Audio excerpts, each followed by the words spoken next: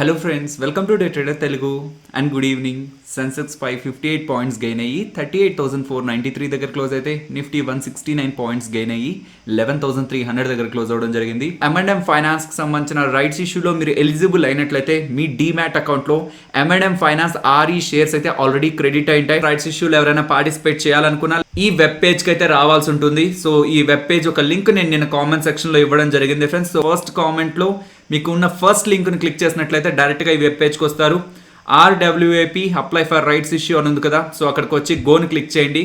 So అలా click చేసిన తర్వాత M&M ఫైనాన్స్ రైట్స్ ఇష్యూ రిలేటెడ్గా కొంత డేటా అయితే మీకు కనిపిస్తూ ఉంటుంది. సో ఇక్కడ ఉన్న డేటాని చదివి ఈ బాక్సెస్ని టిక్ చేసే ప్రయత్నం అయితే చేయండి. సో ఇలా టిక్ చేసిన తర్వాత ప్రొసీడ్ని క్లిక్ చేసినట్లయితే మీకు ఇక్కడ ఒక ఇంపార్టెంట్ ఇన్ఫర్మేషన్ వస్తుందన్నమాట. మీరు జూలై 21 ఆర్ అంతకంటే ముందు M&M ఫైనాన్స్ షేర్స్ని బై చేసినట్లయితే మీరు ఈ బాక్స్ని అయితే క్లిక్ చేయండి. మీరు జూలై 21 ఆర్ అంతకంటే ముందు M&M ఫైనాన్స్ షేర్స్ ని కొనుక్కున్నట్లయితేనే జూలై 23 అంటే రికార్డ్ డేట్ కి మీ డిమాట్ లో M&M ఫైనాన్స్ షేర్స్ వచ్చుంటాయి అండ్ మీరు ఈ రైట్స్ ఇష్యూకి ఎలిజిబుల్ అయింటారు.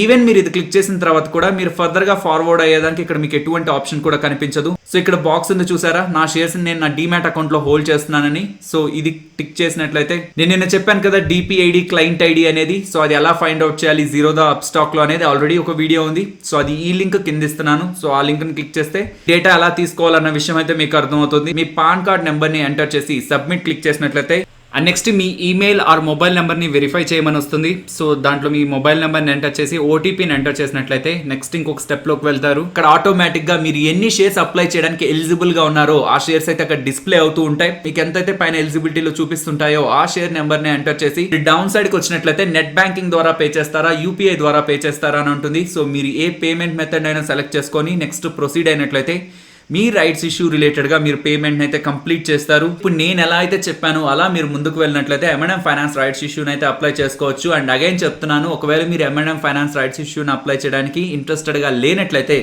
మీ డీమ్యాట్ అకౌంట్ లో క్రెడిట్ అయిన M&M ఫైనాన్స్ RE షేర్స్ ని ఆగస్ట్ 7 ఆర్ అంతకంటే ముందే సెల్ చేయడానికి అయితే ప్రయత్నించండి. బికాస్ అవి మీ డీమ్యాట్ అకౌంట్ లో ఉంటున్నదే ఈ రైట్స్ ఇష్యూని మీరు అప్లై చేయడానికి. నెక్స్ట్ ICICI బ్యాంక్ గురించి మాట్లాడుకోవాలి friends. ICICI bank recent times లో రిజల్ట్స్ పోస్ట్ చేసిన తర్వాత స్టాక్ ప్రైస్ లో మంచి కరెక్షన్ అయితే మనకు కనిపించింది. లేటెస్ట్ గా వచ్చిన అప్డేట్ ఏంటంటే గ్లోబల్ గా అంటే టోటల్ వరల్డ్ లో ఏ స్టాక్ ని ఎక్కువ మంది అనలిస్టులు ట్రాక్ చేస్తున్నారు అని చెప్పి చూసిన లిస్ట్ లో ఫస్ట్ అలీబాబా ఉంటే సెకండ్ ICICI బ్యాంక్ ఉందన్నమాట. అలీబాబాని ఆల్మోస్ట్ 64 అనలిస్టులు గ్లోబల్గా ట్రాక్ చేస్తుంటే out of 63 people buy rating ఇస్తున్నారు. కాకపోతే ICICI బ్యాంక్ని గ్లోబల్గా 59 అనలిస్టులు ట్రాక్ చేస్తుంటే టోటల్ 59 అనలిస్టులు కూడా బై రేటింగ్ ఇస్తున్నారనమాట. సో ఇంతమంది బై రేటింగ్ ఇస్తున్నారంటే ICICI బ్యాంక్ ప్రీవియస్గా మంచి పర్ఫార్మెన్స్ ఇస్తూ వచ్చిందంటే కాదు. ఓవరాల్ బ్యాంకింగ్ ఇండస్ట్రీలో అంటే బ్యాంకింగ్ స్టాక్స్లో Kotak Mahindra bank almost 21.6% annualised returns recent ఇయర్స్లో ఇస్తూ వచ్చింది.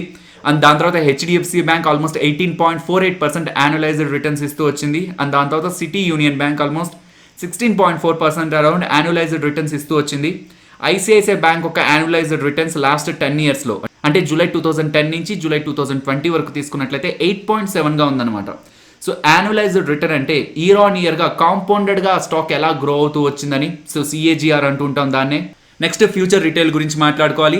24,000 to 27,000 crores ఇన్ బిట్వీన్ ఈ వాల్యుయేషన్స్ లో రిలయన్స్ ఇండస్ట్రీస్ వాళ్ళు ఫ్యూచర్ రిటైల్ కి సంబంధించిన రీటైల్ బిజినెస్ ని కొనబోతున్నారు అని మింట్ వాళ్ళైతే రిపోర్ట్ చేశారు. ప్రెసెంట్ రిలయన్స్ రీటైల్ ఒక నెట్వర్క్ గురించి మాట్లాడుకుంటే ఆల్మోస్ట్ 6,700 టౌన్స్ అండ్ సిటీస్ లో రిలయన్స్ రీటైల్ కి సంబంధించిన స్టోర్స్ అయితే ఉన్నాయి.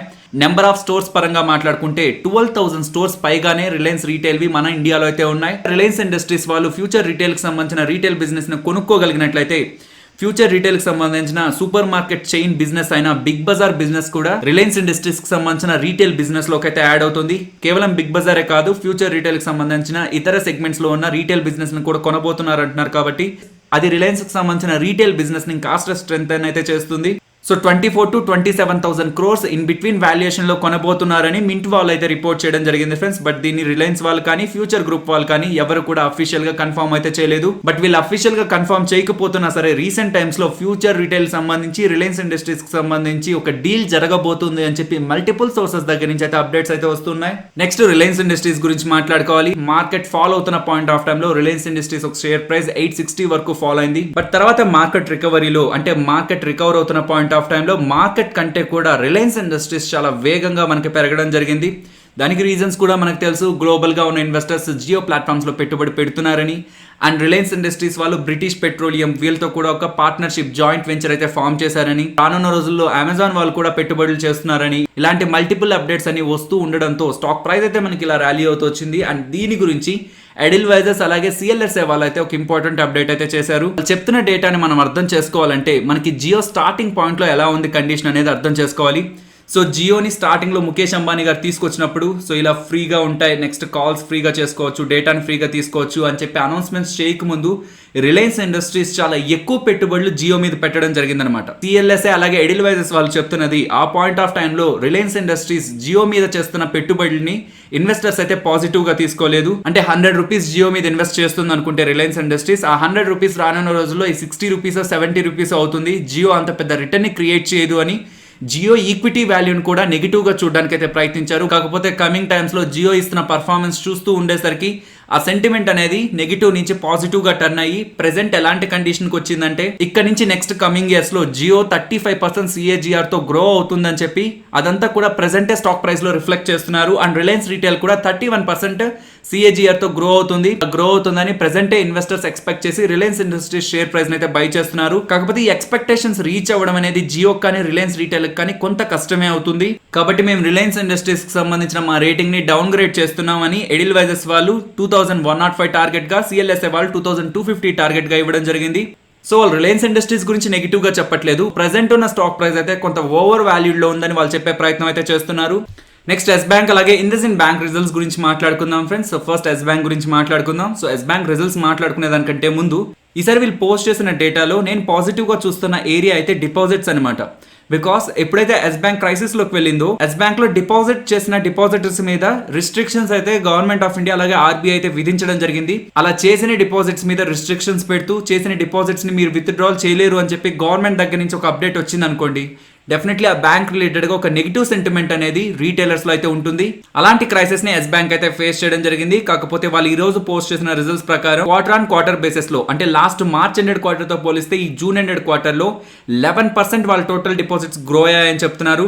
సో ఇది టోటల్ డిపాజిట్ గ్రోత్ అనమాట. కాకపోతే కరెంట్ అకౌంట్ డిపాజిట్ గ్రోత్ అనేది క్వార్టర్ ఆన్ క్వార్టర్ లో 26% గా ఉంది అండ్ టర్మ్ డిపాజిట్ గ్రోత్ అనేది 13% గా ఉంది. ఇప్పుడు వాళ్ళ రిజల్ట్స్ గురించి మాట్లాడుకుంటే ఎస్ బ్యాంక్ వాళ్ళు 45 crores అయితే నెట్ ప్రాఫిట్ అయితే పోస్ట్ చేయడం జరిగింది. లాస్ట్ 3 quarters కూడా వాళ్ళ లాసెస్ నే పోస్ట్ చేస్తూ వచ్చారు. సో ఆఫ్టర్ 3 quarters ఇది ఫస్ట్ క్వార్టర్ అనమాట వాళ్ళ ప్రాఫిట్స్ ని పోస్ట్ చేయడం. So last quarter almost 3668 crores అయితే లాస్ అయితే పోస్ట్ చేశారు. Net interest income quarter on quarter basis లో 50% దగ్గరగా గ్రో అయింది and net interest margin quarter on quarter basis లో 3% అయితే ఇంప్రూవ్ అవ్వడం జరిగింది. అండ్ వీళ్ళు ప్రావిజన్స్ గా 1087 crores అయితే చేయడం జరిగింది ఫ్రెండ్స్. సో ఈ ఎంటైర్ ప్రావిజన్ లో 642 crores ఈ వైరస్ రిలేటెడ్ గానే చేయడం జరిగింది. కాకపోతే వీళ్ళ అడ్వాన్సెస్ క్వార్టర్ ఆన్ క్వార్టర్ లో 4% ఫాలో అవడం జరిగిందనమాట. సో ఓవరాల్ గా ఈ రిజల్ట్స్ రిలేటెడ్ గా ఉన్న పాజిటివ్స్ ఏంటి నెగిటివ్స్ ఏంటి అని చూస్తే సింపుల్ గా చూస్తే ఆఫ్టర్ 3 quarters ఫస్ట్ టైం వాళ్ళు ప్రాఫిట్స్ ని పోస్ట్ చేశారు. ఎస్ బ్యాంక్ క్రైసిస్ లో ఉన్నప్పుడు ఆర్బీఐ కొంత మనీ పరంగా హెల్ప్ చేసింది అనమాట. సో దాని పరంగా 50% ఎస్ బ్యాంక్ వాళ్ళైతే రీపే చేయడం జరిగింది ఈ క్వార్టర్ లో. డిపాజిట్స్ గ్రోత్ బాగుంది అండ్ అసెట్ క్వాలిటీ కూడా ఫర్దర్ గా కూడా వీక్ అవ్వలేదు. ఇదంతా కూడా మనం పాజిటివ్ గా చూడొచ్చు. బట్ నెగిటివ్స్ మాట్లాడుకోవాలంటే అడ్వాన్సెస్ మాట్లాడుకున్నాం కదా 4% దగ్గరగా డ్రాప్ అయ్యాయని and retail advances double digit drop అవడం జరిగింది అనమాట. అసెట్ క్వాలిటీ ఈ క్వార్టర్ లో అయితే వీక్ అవ్వలేదు కానీ ఓవరాల్ వీళ్ళ అసెట్ క్వాలిటీ అనేది స్టిల్ చాలా వీక్ గా ఉంది. సో ఇది కొత్తగా ఈ క్వార్టర్ లో మారిపోయింది కాదు. ఎస్ బ్యాంక్ చాలా వీక్ కండిషన్ లో ఉంది. బ్యాలెన్స్ షీట్ పరంగా కానీ అసెట్ క్వాలిటీ పరంగా కానీ చాలా క్రిటికల్ కండిషన్ లో ఉందన్న విషయం చాలా వరకు మనకు ఐడియా ఉంది. అందుకే స్టాక్ ప్రైస్ కూడా ఆల్మోస్ట్ 11-12 రూపీస్ దగ్గర వరకు వచ్చింది. నెక్స్ట్ ఇండస్ఇండ్ బ్యాంక్ గురించి మాట్లాడుకోవాలి. ఇండస్ఇండ్ బ్యాంక్ వాళ్ళు 460 crores అయితే ప్రాఫిట్ గా పోస్ట్ చేశారు. బట్ ఎక్స్పెక్టేషన్స్ అయితే ఇంకంతకంటే ఎక్కువగా పోస్ట్ చేస్తారనే ఉన్నాయి. నెట్ ఇంట్రెస్ట్ ఇన్కమ్ ఎంత సంపాదించారని చూస్తే 3309 crores గా ఉంది. అసెట్ క్వాలిటీ ఫ్రంట్ లో గ్రాస్ నాన్ పర్ఫార్మింగ్ అసెట్స్ లో కొంత వీక్నెస్ కనిపిస్తున్న, నెట్ నాన్ పర్ఫార్మింగ్ అసెట్స్ లో కొంత స్టెబిలిటీ అయితే మెయింటైన్ అయింది. కాబట్టి ఓవరాల్ అసెట్ క్వాలిటీ అనేది కొంత స్టేబుల్ గానే ఉంది. కాకపోతే వీళ్ళు ప్రావిజన్స్ 2259 crores అయితే చేయడం జరిగింది ఫ్రెండ్స్. సో ఇది కొంత ఎక్కువ నెంబరే. అండ్ నెక్స్ట్ ఇండస్ఇండ్ బ్యాంక్ కి సంబంధించిన లోన్స్ ఎంత % మోరటోరియం లో ఉన్నాయన్న డేటాను గమనించాలి. ఏప్రిల్ ఆ పాయింట్ ఆఫ్ టైంలో ఇండస్ఇండ్ బ్యాంక్ ఎవరికైతే లోన్స్ ఇచ్చిందో దాంట్లో ఆల్మోస్ట్ 50% దగ్గరగా మోరటోరియంలో ఉంటే ప్రెసెంట్ కేవలం 16% ఆఫ్ లోన్స్ మాత్రమే మోరటోరియంలో ఉన్నాయని వీళ్ళైతే అప్డేట్ చేస్తున్నారు. కమింగ్ డేస్ లో 6.3 crore ఈక్విటీ షేర్స్ ని అంటే 6,30,00,000 ఇండస్ఇండ్ బ్యాంక్ షేర్స్ ని ప్రిఫరెన్షియల్ ఇష్యూ ద్వారా ఇన్వెస్టర్స్ కి అలాట్ చేసి పెద్ద ఇన్వెస్టర్స్ కి అలాట్ చేసి 3288 crores అయితే వీళ్ళు డబ్బులను అయితే రేస్ చేయాలనుకుంటున్నారు. అండ్ ఈ ప్రిఫరెన్షియల్ ఇష్యూలో ప్రమోటర్స్ కూడా పార్టిసిపేట్ చేస్తారు అంటున్నారు. నిఫ్టీ అలాగే bank Nifty support and resistance మాట్లాడుకుందాం ఫ్రెండ్స్. సపోర్ట్ అయితే 11,240 దగ్గర గమనిస్తున్నాను అండ్ రెసిస్టెన్స్ నిన్న మాట్లాడుకున్న లెవెల్ నే కంటిన్యూ చేస్తున్నాను. బికాజ్ ఈ రోజు నిఫ్టీ 11,320 మార్క్ అయితే క్రాస్ చేయలేదు. నిఫ్టీ హైయెస్ట్ ఈ రోజు 11,380 ఒకవేళ ఈ లెవెల్ బ్రేక్ చేసి టాప్ సైడ్కి వెళ్తే 11,410 దగ్గర నెక్స్ట్ లెవెల్ ఆఫ్ రెసిస్టెన్స్ అయితే గమనిస్తున్నాను.